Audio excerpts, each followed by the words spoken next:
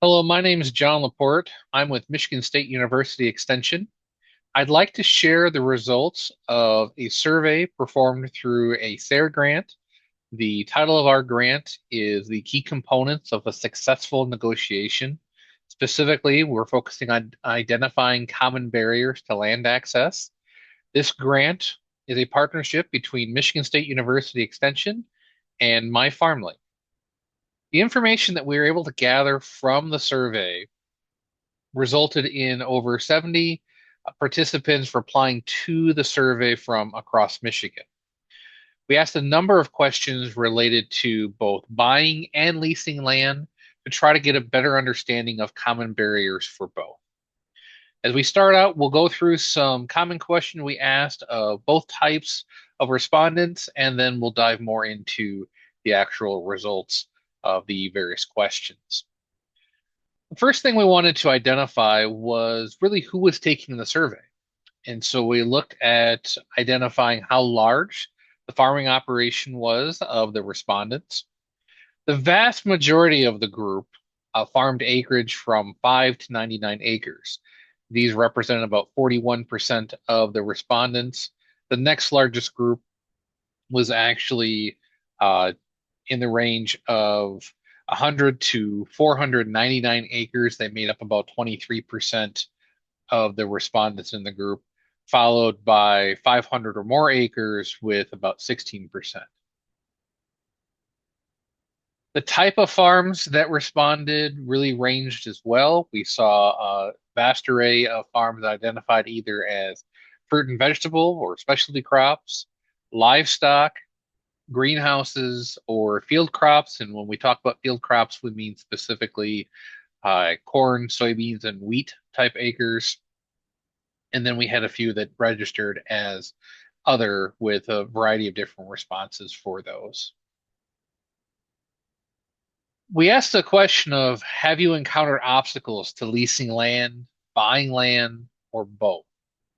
And vast majority of respondents indicated that they had actually run into obstacles for both, with about 45 of our respondents, or roughly 58% of the total respondents, registering that there have been obstacles for both buying and leasing. About 23% indicated only in areas of buying, with roughly about 9% saying for only leasing.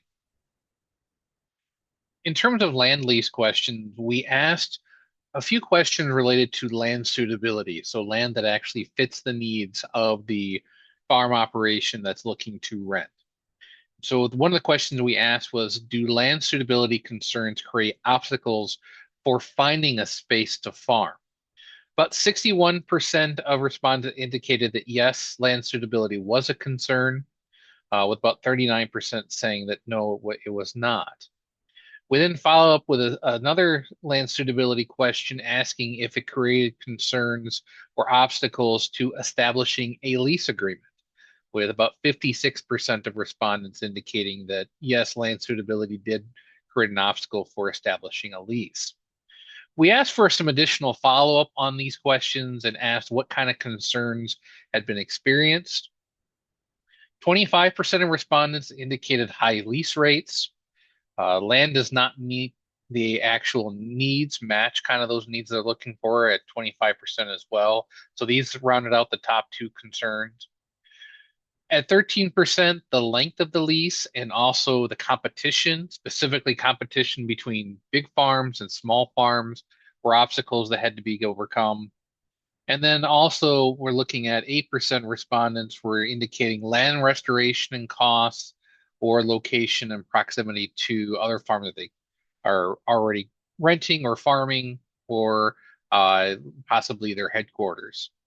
The last two notations we had were production practices, were questioned or limited by the individuals they were working with, and then wildlife not being managed as some additional concerns. Each had 4% of the respondents. We then asked, does the length of lease agreements create obstacles to recoup any investments? And for the investments, we gave some examples just to kind of start the process and thinking through, for example, crop cropping limitations, whether that's the terms that maybe prevent the establishment of hay or maybe an orchard or those type of situations that would require heavy investment within the farm that's being rented. Possibly could be also irrigation installation or tile installation, those type of things. About 42% said that it was a concern, while 58%, more of the majority, stated that it was not really a concern in terms of the length of the lease causing an obstacle to recouping that investment. For those that did say it was, we asked them to describe what exactly the prevailing concerns were. At 23% apiece, irrigation, fertility, and then landowners simply preferring shorter leases were really the main obstacles they found. Then at 15%, tile drainage, and then also the risk is just too much to recoup any investment that's put into the property. So there was some noticeable respondents in terms of these type of concerns with regard to the actual length of lease. We then asked a little bit different question about, does the length of the lease agreement create an obstacle to improve the land? So in this case, it might be applying fertilizer, soil amendments to try to build up fertility in that soil. In this case, 56% of respondents indicated that yes, it was a concern. It did create an obstacle, with about 44% saying no. So a little bit more even split in this case, but still the majority kind of leaning towards yes, it was an obstacle. We did ask for some specific information on this question as well. 43% highlighted soil health, fertility costs versus that return on investment as being the major obstacle that they saw. At 24%, it was the infrastructure improvement return on investment being longer than the lease terms. And then also sustainable practice taking longer for land restoration. So being able to see some benefits of some of those sustainability activities at about 19% of respondents. And then crop rotation restrictions, about 10% of those who said yes. And then again, landowners preferring shorter leases listed out about 5% there. We did also ask about the length of the lease agreements creating obstacles to securing suitable land. That didn't seem to be quite as large an obstacle that was noted. About 71% said that no, it was not. So a little bit more definitive answer in this kind of regard. For those at 29% that did say yes, we asked them to provide some examples of what they were running into. 43% of that group mentioned the ability to fulfill the lease terms. There were a variety of reasons that were given, no one single response that stood out. About 29% of those who said yes indicated that the lease doesn't transfer with the property to new owners, so a succession type of barrier that existed. And then also competition from non-farm uses, so not necessarily a case of big versus small farms, really looking at other industries, commercial, residential type things that maybe were at play there for competition, as well as access and timing of funding to be able to secure the lease. We also asked, with relation to the land lease questions, what challenges have they experienced when negotiating a lease agreement? And respondents were allowed to check all that apply and provide some other information. The number one response was how to start the conversation and go through the negotiation process. This being pretty much the biggest obstacle. About 30% of respondents indicated this, but followed very closely with coming up with the rental rate at about 27% of respondents to this question. Preparing the lease itself was number 3 in the list of challenges, and then followed by the cost to pay someone to prepare the lease being another concern. We did ask for some ideas of the other listed in the group, and then to provide some more examples and details related to these challenges. And so in our follow-up question, we asked them to please describe these and other challenges you've had, experienced, or maybe even seen in negotiating lease agreements. 26% of respondents to this question indicated the difference between landowner and farmer expectations. 21% indicated competition, this time specifically between big farms and small farms. 21% also indicated high lease rates. 16% indicated a lack of available farmers to rent to. So these were landowners that were responding to this question. The availability of leasable land, credit history, and landowner knowledge on conservation practices, each at 5% apiece in terms of response to this question. We also asked some questions related to soft skills that are needed to negotiate a lease agreement. And when we talk about soft skills, we want to think about soft versus hard skills. Soft skills tend to be more behavioral traits, things that we know that are very inherent, that we have enough of an understanding of that we can adapt and utilize those skill sets fairly easily, versus hard skills where the in-depth technical knowledge is needed to be able to facilitate uh, certain aspects. And in soft skills, we want more of just kind of adherent behavioral things that people can kind of understand and have an awareness of. The number one thing that we had responded back to was understanding and addressing the other party's goals, followed very closely by establishing a personal connection, so relationship building between landowner and leaser, the flexibility and openness to alternative solutions, so between landowners and land seekers, trying to come up with some flexibility in terms of maybe lease agreements or renting provisions. We also had some respondents that mentioned active listening, that conscious effort to hear and understand what someone else is saying was kind of our number fourth response. Also, communicating the farmer's own needs or the landowner's own needs to the other party was something that was highly responded to. And then financial savviness, a kind of a basic understanding of financial concepts, not necessarily being technically proficient in that area, but having at least an awareness.